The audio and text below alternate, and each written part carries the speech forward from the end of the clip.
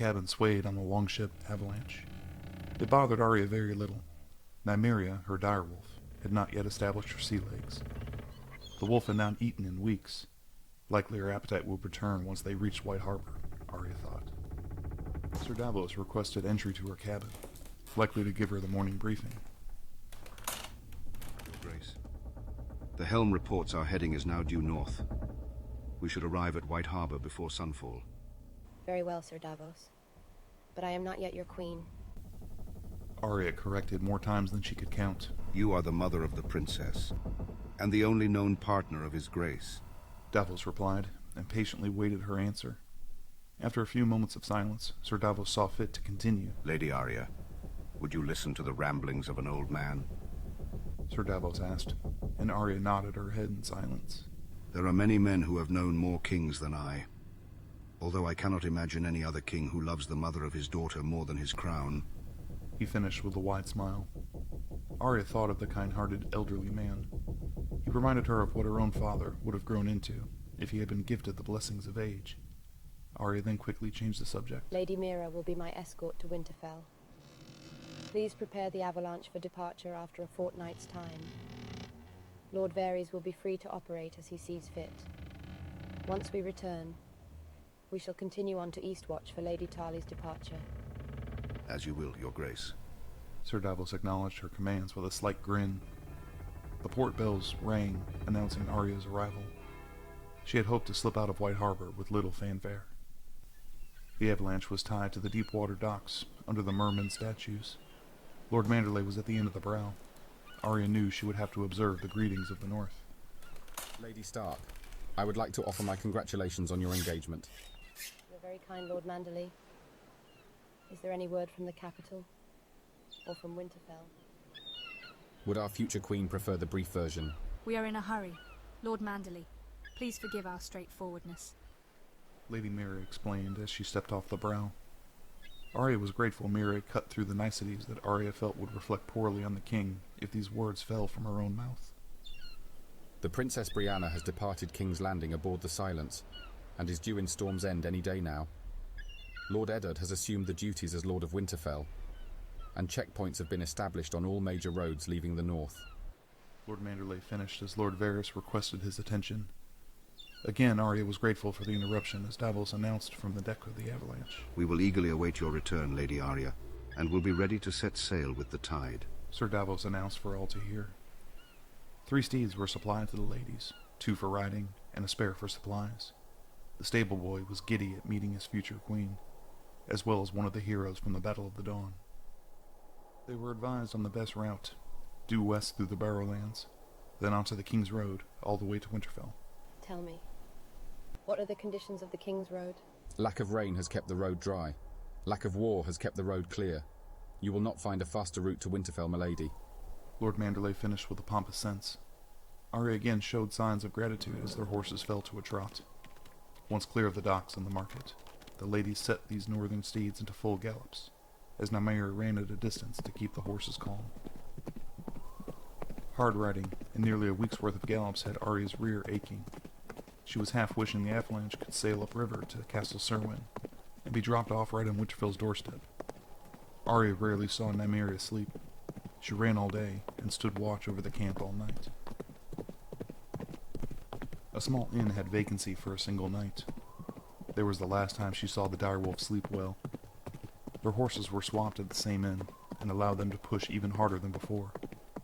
Arya was just grateful to be making good time, all the while keeping an eye out for her wolf lagging behind. Nymeria then suddenly sprinted up past them to Arya's surprise. Arya set her horse into a gallop to get a direct view of her snarling wolf. Nymeria was nose to nose with another snarling wolf. Then another emerged from the tree line. Arya wasn't sure if these were Nymeria's pups, now present in Winterfell. Arya called to her wolf, who reluctantly looked over her shoulder, her mane still stiff and upright, in an attempt to intimidate the smaller pack of wolves. In the name of Lord Eddard of House Stark, cast your weapons upon the ground and identify yourself, weary travelers. Ordered a confident voice from Lady Arya's blind side. We are weary indeed. Lady Arya of House Stark, and Lady Mira of House Reed, and our weapons are our own. A long pause followed, as the Winterfell captain of the guard then revealed himself. I assume Lord Eddard will want to see his cousin reach Winterfell unaccosted. Lady Mira finished, as the sentry then came into a clearer view. I am Jon Tarly, captain of Lord Eddard's guard. Rear your wolves then, Lord Tarly. May we assume your escort back to Winterfell? Mira continued, as Arya remained silent. It's a day's ride north. Lord Eddard is expecting you. We, however, were not expecting a direwolf. Jon Tarly claimed as a handful of Stark soldiers fell in behind their captain. Nymeria circled and placed herself between Mira and Arya. Their horses seemed more comfortable with Nymeria now that the northern pack had revealed themselves. Normally these skittish steeds would have protested. Now they saw Nymeria as an ally, Arya assumed. Would the ladies prefer to make camp for the night? We would not, Lord Tarly. We will push through until we reach Winterfell's gates. Arya revealed her intentions, and her exhaustion. As you command, Lady Stark. Jon replied, as they took up a lead position on the King's Road. Their horses were exceptionally calm around Nymeria.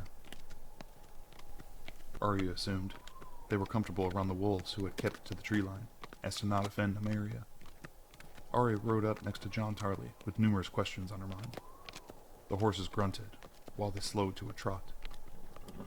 What have you found regarding Bran's capture? Nothing more than has been reported. Bran missing. No sign of a struggle. No sentries reporting anything odd. And Lord Glover flayed in his own quarters. Jon Tarly reported nothing new to Lady Arya. Lord Glover flayed living. Someone would have heard something. That's not a short process. Arya replied, and Jon was quick to respond. His throat was slit. He bled out. Only his head was flayed. Jon corrected, and Arya felt her heart stop. That wasn't in Lord Eddard's letter. That is a very relevant piece of information. Arya revealed as she quickened her pace. She felt her heart race as she pondered the possibilities of what this had meant. They rode through the night, mostly in silence, save the horse hooves pounding the King's Road. They passed through Winterstown, as the rising sun peeked over the horizon. Arya doubted the castle would be awake yet, but Lord Eddard had prepared for their arrival. The shouts and fanfare did not make Arya feel any more comfortable, as noted by her traveling companion, Lady Mira. More than you were expecting?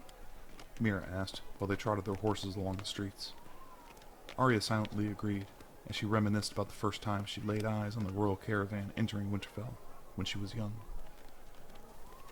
Is this how Robert and Cersei felt as they rode through Winterfell, feigning appreciation for the common folk, all while focusing on their main objective? Robert was trying to recruit her father for duty in King's Landing, the first of many terrible decisions that nearly destroyed their family. Mira then shouted to break Arya's daydream right before they arrived in the Winterfell courtyard. Jon Tarly had already dismounted his horse and fell into line beside Lord Eddard and Maester Ashmore. Welcome, Lady Arya. Would you be insulted if the North were to bow to their future queen? Lord Eddard asked. It was nicely done, Arya thought. His court remained upright, allowing her to reject royal honors without as much as asking. Cousin, we appreciate the warm welcome home, but I dare say I am not yet your queen, despite how fast news of my engagement travels. Arya smiled at the notion of becoming oversaturated with attention. Eddard dismissed the welcoming brigade quickly. He had probably noted Arya's apprehension regarding the fanfare. Rest, business or investigation. What are the ladies' priorities? Eddard asked, and Arya was quick to answer as they paced through the courtyard. Lord Brandon's bedchamber remains undisturbed, I assume. Arya asked, and Eddard agreed before continuing. We wanted to retain Lord Glover's body for your review. The rot had set in, as well as the impatience of Deepwood Motte. His body was returned? Arya asked, with a slight disappointment. It was. Maester Ashmore took detailed notes for your review. Please bring them to my bedchamber. I'd like to question Maester Ashmore himself afterwards. I'll see to it myself. Eddard responded to Lady Arya. Mira then inserted herself into the conversation, as he trailed behind the pair of Starks. We would like to see the crypts first. Is the access still restricted? Mira asked, and Arya looked to Eddard for his reply. It was. We thoroughly searched the crypts after Lord Bran's disappearance, and guards have been posted since then. It was likely the assailant's point of access. Lord Eddard informed the pair of ladies. We were thinking the same. I'd like to start there. Arya proclaimed as Eddard silently agreed. He led them through the main hall, and Arya noticed that very little had changed. The high stone walls were fresh mortared since the wildfire explosion Arya initiated here during the Battle for Winterfell. A creaking door was opened, leading the Starks down into the crypts. Arya removed the wall torch, as Mira did as well. Down the stone steps they finally reached the floor. Mira and Nymeria continued one way. The direwolf's nose sniffed deeply at the stone floor. Arya casually walked towards her father's grave and took in the moment. How she had missed him. At some point, I'd like to hear about him. Father rarely speaks about his past. He named me for Lord Eddard, but all I know is soldiers' gossip. I figure I could learn more from his own daughter, if Milady was willing. Lord Eddard asked nervously. Arya turned to see his apprehension regarding their arrival, now that they were in private. Winterfell is in good hands, cousin. You are living up to your namesake. I surely hope I'm not the first to reveal this to you. I'd be honored to discuss my father with you. In fact, I'd look forward to it. Finished Arya, as she could hear Eddard's lungs breathe a sigh of relief. Arya took in a closer look at her father's statue, with a long sword draped across his lap. It was in the tradition of the old kings of winter to be presented a sword. Its purpose and death were wildly discussed and interpreted, but the tradition remained. I don't recognize this sword. Did it belong to my father? Arya asked in curiosity. Nobody knows. The black blade was discovered deep within the crypt. Years ago, with instructions, it was to remain at Lord Eddard's side until the long winter. Maester Ashmore himself has researched what this could mean, but alas, nothing for sure. Eddard revealed to a curious Arya as Lady Mira appeared from the dark side of the crypt. There is little to be gained down here. The caverns are too vast. Too many have passed through. We would do better to see Bran's bedchamber. Mira insisted, and Arya reluctantly agreed. They passed through the Godswood, as Nymeria ran and chased the smaller direwolves around the weirwood. Nymeria finally figured out these wolves were her own pups. Arya had been home for hours, and this was the first time she felt her scarred face break into a smile. Eddard excused himself to see to the feast they were all preparing for at dusk. Eddard had promised a small affair. No more than 24 selected attended in the main hall, to Arya's relief. They came upon the door leading to Bran's bedchamber. His feather bed was disturbed, no blood trickled on the floor. One could believe Bran went willingly, according to the evidence left behind. Mira let out a slight whimper as she took in the carriage chair sitting in the corner of the room, as well as the handlebars near the window, crafted so he could lift himself up to the window, likely longing for the freedom the world below would mockingly show him, Arya thought. Arya approached the bedside table, half expecting to find something left behind. A small leather-bound dusty book sat beside, as Arya thought this odd. She hadn't seen Bran read in years. Why would he need to, when he could just revisit man's events rather than reading about them? She picked up the small book out of curiosity, and when the book revealed what it was hiding, a small coin was left behind it. Arya discarded the book quickly and examined the coin closely. It was familiar to her in her youth. She was presented one similar to it. Lord Glover wasn't flayed. His face was taken. Arya was sure of it. She was initially reluctant to say the words aloud, but she couldn't help herself. Valar Morghulis. She whispered aloud, just enough for Mira to hear. What was that? What is that you found? Mira asked in a worrisome tone. Just the scars of a girl's past. Arya admitted in a somber tone, and Lady Mira stared into Arya's scarred face, likely seeing the glass forming over her eyes. Arya could tell Mira was gazing at the seriousness of her face. Eddard told me Jon escorted Munda back to the last hearth. He's on his way back to Eastwatch. We'll feast and rest tonight, then ride back to White Harbor in the morning. Arya explained to a confused Mira. Why shouldn't we just ride directly to Eastwatch, if getting to Jon is so important? Mira asked, but Arya knew she did not have the complete picture. We will need our ship. After we dock and resupply at Eastwatch, we will cross the narrow sea to get to Bran. Arya exclaimed, but Mira's confusion had just seemed to deepen. Arya, where are we sailing to? Mira demanded, with little patience behind her words, and Arya responded, with a stoic glare. The free city of Bravos.